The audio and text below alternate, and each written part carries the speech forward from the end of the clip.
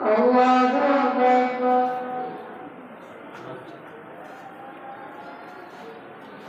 الحمد لله رب العالمين الرحمن الرحيم مالك يوم الدين إياك نعبد وإياك نستعين اهدنا الصراط المستقيم صراط الذين أنعمت عليهم غير المغضوب عليهم ولا الضالين. واعلموا أنما غنمتم من شيء فأن لله خمسه وللرسول ولذي القربى واليتامى والمساكين وابن السبيل إن كنتم آمنتم بالله وما أنزلنا على عبدنا يوم الفرقان يوم التقى الجمعان والله على كل شيء قدير. إذ أنتم بالعدوة الدنيا وهم بالعدوة القصوى والركب أسفل منكم ولو تواعدتم لاختلفتم في الميعاد ولكن ليقضي الله أمرا كان مفعولا ليهلك من هلك عن بينة ويحيى من حي عن بينة وإن الله لسميع عليم. إذ يريكم الله في المنامك قليلا ولو أراكم كثيرا لخشوكم ولتنازعتم في الأمر ولكن الله سلم إنه عليم بذات الصدور. إذ يريكم الله في المنامك قليلا ولو أراكم كثيرا لخشوكم ولتنازعتم في الأمر ولكن الله سلم إنه عليم بذات الصدور. إذ يريكم التقيتم في أعينكم قليلا ويقللكم في أعينهم ليقضي الله أمرا كان مفعولا وإلى الله ترجع الأمور. يا أيها الذين آمنوا إذا لقيتم فئة فاثبتوا واذكروا الله كثيرا لعلكم تفلحون. وأطيعوا الله ورسوله ولا تنازعوا فتفشلوا وتذهب ريحكم واصبروا إن الله مع الصابرين. ولا تكونوا كالذين خرجوا من ديارهم بطرا ورئاء الناس ويصدون عن سبيل الله والله بما يعملون محيط. وإذ زين لهم الشيطان أعمالهم وقال لا غالب لكم اليوم من الناس وإني جار لكم فلما تراءت الفئتان نكص على عقبيه وقال إني بريء منكم إني أرى ما لا ترون إني أخاف الله والله شديد العقاب. إذ يقول المنافقون والذين في قلوبهم مرض غر هؤلاء دينهم ومن يتوكل على الله فإن الله عزيز حكيم. ولو ترى فالذين كفروا الملائكة يضربون وجوههم وأدبارهم وذوقوا عذاب الحريق ذلك بما قدمت أيديكم وأن الله ليس بظلام للعبيد. كدأب آل فرعون والذين من قبلهم كفروا بآيات الله فأخذهم الله بذنوبهم إن الله قدير شديد العقاب. ذلك بأن الله لم يكن مغيرا نعمة أنعمها على قوم حتى يغيروا ما بأنفسهم وأن الله سميع عليم. كدأب آل فرعون والذين من قبلهم كذبوا بآيات ربهم فأهلكناهم بذنوبهم بذنوبهم وغيرنا يجرمون وكل كانوا ظالمين إن شر الدواب عند الله الذين كفروا فهم لا يؤمنون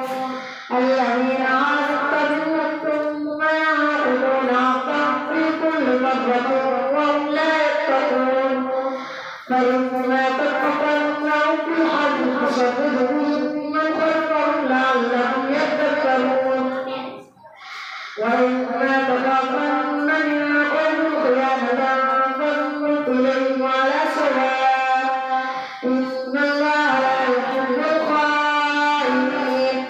ولا يحسبن الذين كفروا سبقوا إنهم لا يعبدون وأعدوا لهم ما استطاعوا من قوة ومن رباط الخيل ترهبون به عدو الله وعدوكم وآخرين من دونهم لا تعلمونهم الله يعلمهم وما تنافقون من شيء في سبيل الله يوفى إليكم وأنتم لا تظلمون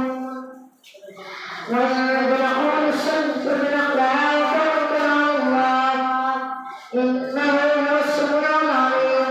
وإن يريدوا أن يخدعوكم فإن حسبك الله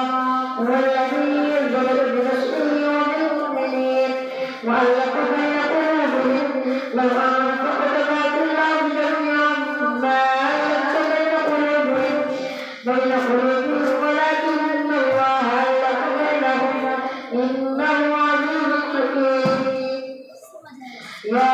أيها النبي حسبك الله ومن اتبعك من المؤمنين يا أيها النبي حرض المؤمنين على القتال إن يكن منكم 20 صابرون يغلبوا مئتين وإن يكن منكم يغلبوا ألفا من الذين كفروا بأنهم قوم لا يفقهون ألا وفق الله عنكم وعلم أن فيكم ضعفا من يكن منكم صابرا يغلبوا مئتين وإن يكن منكم من يغلبوا ألفين بإذن الله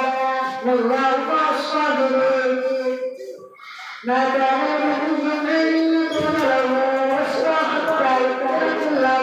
تريدون عرض الدنيا والله يريد الآخرة والله عزيز حكيم لولا كتاب من الله سبق لمسكم فيما أخذتم عذاب عظيم فكلوا مما أجرتم حلالا طيبا واتقوا الله إن الله غفور رحيم يا أيها النبي قل لمن في أيديكم من الأسرى إن يعلم الله في قلوبكم خيرا يؤتكم خيرا مما أخذ منكم ويغفر لكم والله غفور رحيم وإن يريدوا الخيانة فقد خانوا الله من قبل فاعتبروا والله عليم حكيم إن الذين آمنوا وهاجروا وجاهدوا في سبيل الله وجاهدوا بأموالهم وأنفسهم في سبيل الله والذين آمنوا ونصروا أولئك بعضهم أولياء بعض والذين آمنوا ولم يهاجروا ما لكم من ولايتهم من شيء حتى يهاجروا وإن استنصرتم في الدين فعليكم نصر الله إلا على قوم بينكم وبينهم ميثاق والله بما تعملون بصير والذين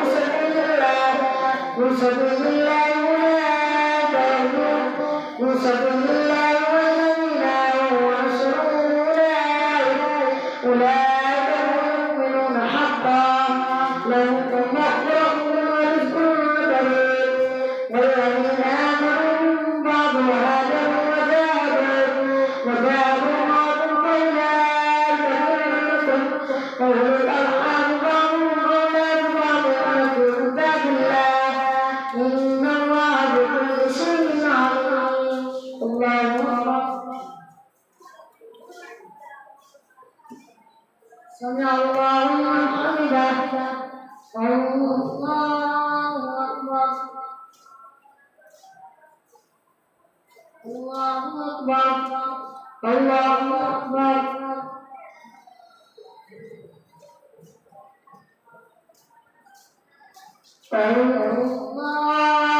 الله أكبر الحمد لله رب العالمين الرحمن الرحيم مالك يوم الدين إياك نعبد وإياك نستعين اهدنا الصراط المستقيم صراط الذين أنعمت عليهم غير المغضوب عليهم ولا الضالين براءة من الله ورسوله إلى الذين عاهدتم من المشركين فسيحوا في الأرض 4 أشهر واعلموا أنكم غير معجز الله وأن الله مخزي الكافرين واعلموا من الله ورسوله إلى الناس يوم الحج الأكبر أن الله بريء من المشركين ورسوله فإن تبتم فهو خير لكم وإن توليتم فاعلموا أنكم غير معجز الله وبشر الذين كفروا بعذاب أليم إلا الذين عاهدتم من المشركين ثم لم ينقصوكم شيئا ولم يظاهروا عليكم أحدا فأتموا إليهم عهدهم إلى مدتهم إن الله يحب المتقين فإذا سلخ الأشهر الحرم فاقتلوا المشركين حيث وجدتموهم وخذوهم واحصروهم وقولوا لهم كل مرصد فإن تابوا وأقاموا الصلاة وآتوا الزكاة فخلوا سبيلهم إن الله غفور رحيم وإن أحد من المشركين استجارك فأجره حتى يسمع كلام الله ثم يبلغ حكمه ذلك بأنهم قوم لا يعلمون يقالوا للمشركين عهد عند الله وعند رسوله إلا الذين عاهدتم عند المسجد الحرام وما استطاعوا لكم فاستقيموا لهم إن الله غفور رحيم وإن يظهروا عليكم لا يرجعون فيكم إلا ولا ذمة يقالوا للمشركين عهد عند الله وعند رسوله إلا الذين عاهدتم عند المسجد الحرام وما استطاعوا لكم فاستقيموا لهم إن الله يحب المتقين وإن يظهروا عليكم لا يرجعون فيكم إلا ولا ذمة يرضونكم بأفواههم وتأبى قلوبهم وأكثرهم فاسقون اشتروا بآيات الله ثمنا قليلا فصدوا عن سبيله إنهم ساء ما كانوا يعملون لا يرجعون في مؤمن إلا ولا ذمة أولئك هم المضلون والذين آمنوا فإن تابوا وأقاموا الصلاة وآتوا الزكاة فإخوانكم في الدين ونفصل الآيات لقوم يعلمون وإن كفروا وإيمانهم من بعد عهدهم وطعنوا في دينكم فقاتلوا أئمة الكفر إنهم لا أيمان لهم لعلهم ينتهون ألا تقاتلون قوما نكثوا أيمانهم وهموا بإخراج الرسول وهم بدأوكم أول مرة أتخشونهم فالله أحق أن تخشوه إن كنتم مؤمنين قاتلوهم يعذبهم ويخزيهم وينصركم عليهم ويشفي صدور قوم مؤمنين ويذهب غيظ قلوبهم ويتوب الله على من يشاء والله عليم حكيم أم حسبتم أن تتركوا ولما يعلم الله الذين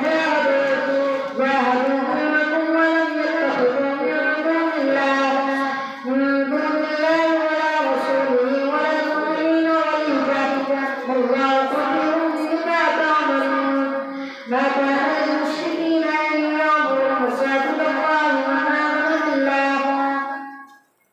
ما كان للمشركين أن يعمروا مساجد الله شاهدين على أنفسهم بالكفر أولئك حبطت أعمالهم وفي النار خالدون إنما يعمر مساجد الله من آمن بالله واليوم الآخر وأقام الصلاة وآتى الزكاة ولم يخش إلا الله فعسى أولئك أن يكونوا من المهتدين أجعلتم سقاية الحاج وعمارة المسجد الحرام كمن آمن بالله واليوم الآخر وجاهد في سبيل الله لا يستوون عند الله والله لا يهدي القوم الظالمين الذين آمنوا وهاجروا وجاهدوا في سبيل الله بأموالهم وأنفسهم أعظم درجة عند الله وأولئك هم الفائزون يبشرهم ربهم برحمة منه ورضوان وجنات لهم فيها نعيم مقيم خالدين فيها أبدا إن الله عنده أجر عظيم يا أيها الذين آمنوا لا تتخذوا آباءكم وإخوانكم أولياء إن استحبوا الكفر على الإيمان ومن يتولهم منكم فأولئك هم الظالمون قل إن كان آباؤكم وأبناؤكم وإخوانكم وأزواجكم وعشيرتكم وأموال اقترفتموها وتجارة تخشون كسادها ومساكن ترضونها أحب إليكم من الله ورسوله وجهاد في سبيله فتربصوا حتى يأتي الله بأمره والله لا يهدي القوم الفاسقين لقد نصركم الله في مواطن كثيرة ويوم حنين إذ أعجبتكم كثرتكم فلم تغن عنكم شيئا وضاقت عليكم الأرض بما رحبت ثم وليتم مدبرين ثم أنزل الله سكينته على رسوله وعلى المؤمنين وأنزل جنودا لم تروها وعذب الذين كفروا وذلك جزاء الكافرين ثم يتوب الله من بعد ذلك على من يشاء والله غفور رحيم يا أيها الذين آمنوا إنما المشركون نجس فلا يقربوا المسجد الحرام بعد عامهم هذا وإن خفتم عيلة فسوف يغنيكم الله من فضله إن شاء إن الله عليم حكيم قاتلوا الذين لا يؤمنون بالله ولا باليوم الآخر ولا يحرمون ما حرم الله ورسوله ولا يدينون دين الحق من الذين أوتوا الكتاب حتى يعطوا الجزية عن يد وهم صاغرون وقالت اليهود عزير ابن الله وقالت النصارى المسيح ابن الله ذلك قولهم بأفواههم يضاهئون قول الذين كفروا من قبل قاتلهم الله أنى يؤفكون اتخذوا أحبارهم ورهبانهم أربابا من دون الله والمسيح ابن مريم وما أمروا إلا ليعبدوا إلها واحدا لا إله إلا هو سبحانه عما يشركون يريدون أن يطفئوا نور الله بأفواههم ويأبى الله إلا أن يتم نوره ولو كره الكافرون هو الذي أرسل رسوله بالهدى ودين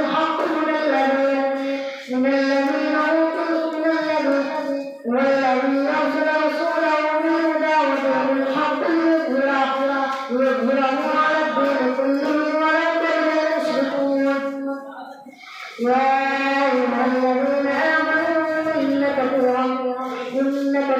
من الأحبار والرهبان ليأكلون أموال الناس بالباطل ويصدون عن سبيل الله والذين يكنزون الذهب والفضة ولا ينفقونها في سبيل الله فبشرهم بعذاب أليم يوم يحمى عليها في نار جهنم فتكوى بها جباههم وجنودهم وظهورهم هذا رزقكم ينشق فذوقوا ما كنتم تكنزون إن عدة الشهور عند الله 12 شهرا في كتاب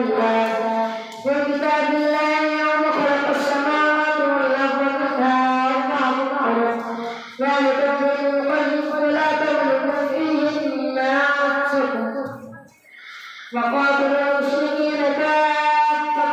كما يقاتلونكم كافة واعلموا أن الله مع المتقين إنما النسيء زيادة في الرزق وينزل الذين كفروا يحلونه عاما ويحرمونه عاما ما حرم الله ويحلوا ما حرم الله زين لهم سوء أعمالهم والله